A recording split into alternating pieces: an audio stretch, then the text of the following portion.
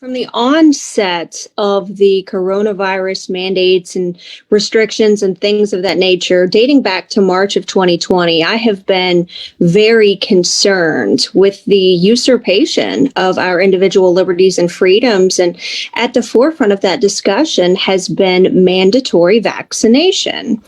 And last session, I filed a bill, House Bill 36, with the intent of removing the Cabinet for Health and Family Services ability to mandate a vaccine.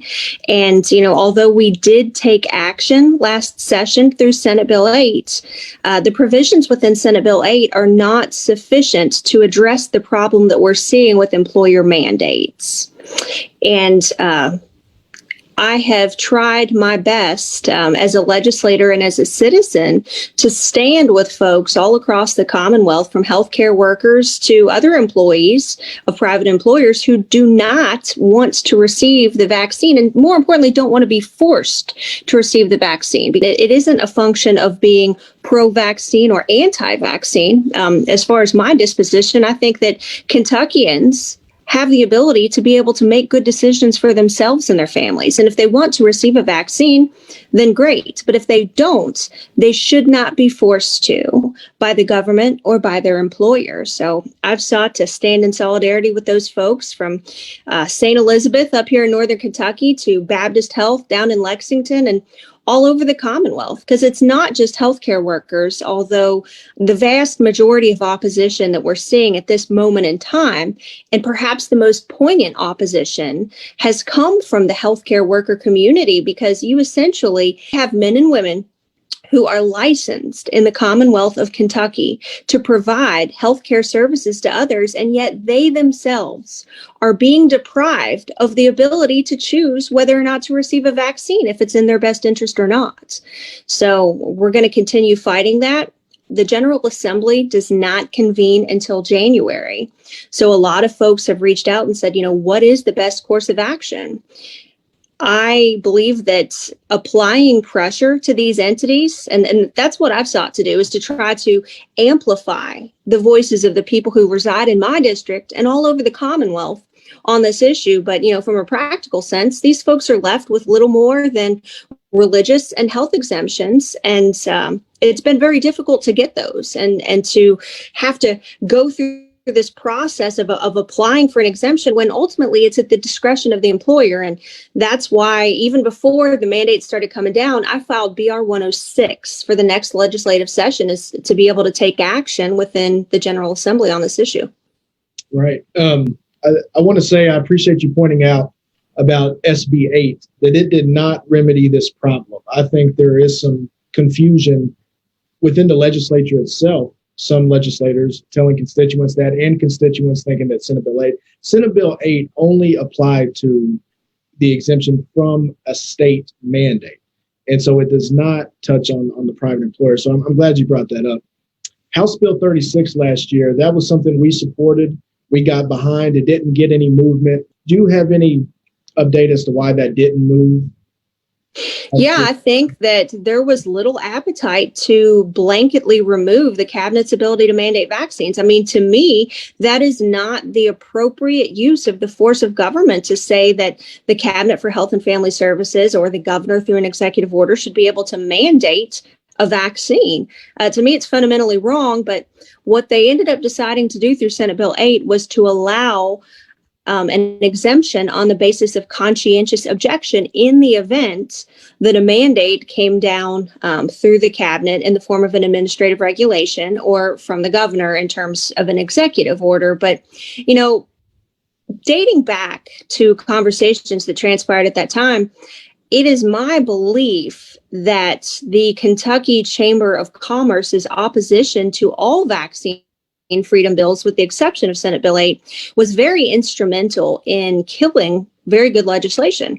House Bill 36 and also Representative Hart had a bill that would have prevented public universities from mandating the vaccine under certain circumstances. And believe he had 51 co-sponsors for that. So it certainly had support, but again, it failed to progress through the process. And I attribute that back to the Kentucky Chamber of Commerce and other folks who not only have been public in their support of vaccine mandates, but mask mandates as well. And I think that we really have to come to terms with the influence that they have within House and Senate leadership.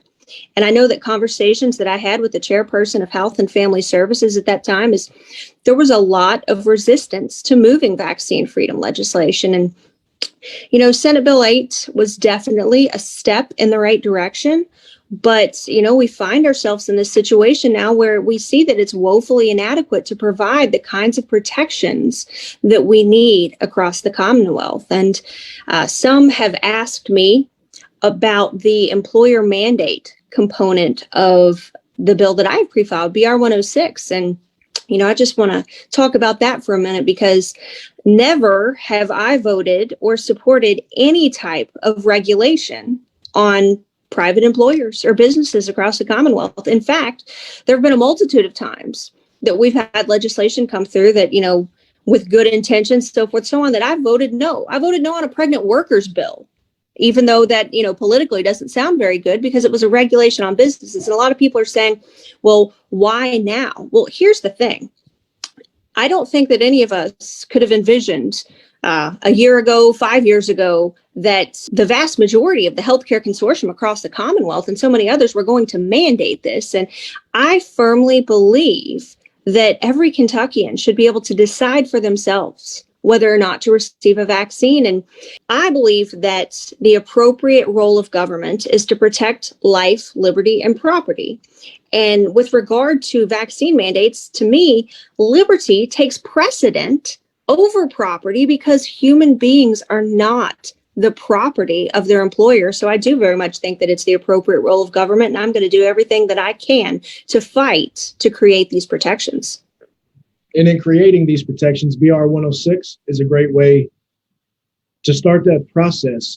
Let's talk about that a little bit in depth. So you filed this earlier in the summer. At last count, it has about 15 or so co-sponsors.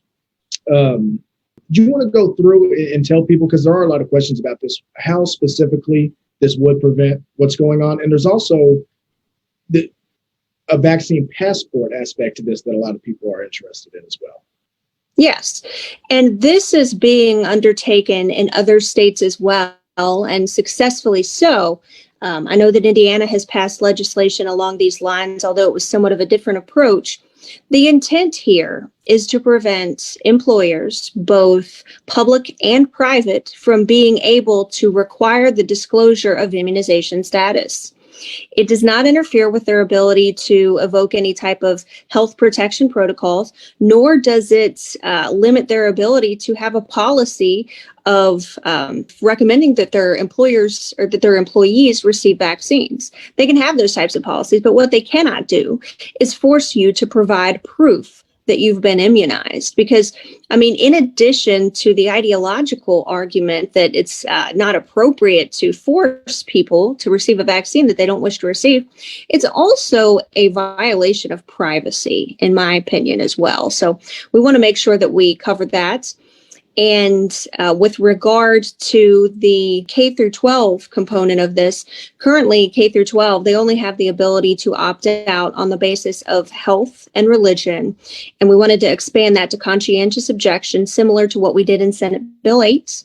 Vaccine passports are something else that I've prohibited within this piece of legislation. And also the sharing of information. That's something that I haven't talked about a lot in the context of this pre-filed bill, but what I sought to do was to prevent the sharing of personally identifying information with federal agencies, because we can understand that the CDC and related entities, National Institute for Health, so forth, so on, would have a compelling interest in knowing raw data about numbers, about the spread of communicable diseases and things of that nature. But having personally identifying information is the sort of thing that we want to avoid insofar as it's already occurred, in order to prevent any type of national database of our vaccine information. Because, whenever President Biden talked about going door to door, one must think, how would they know which doors to go to? And I want to make sure that we're protecting people's private healthcare information.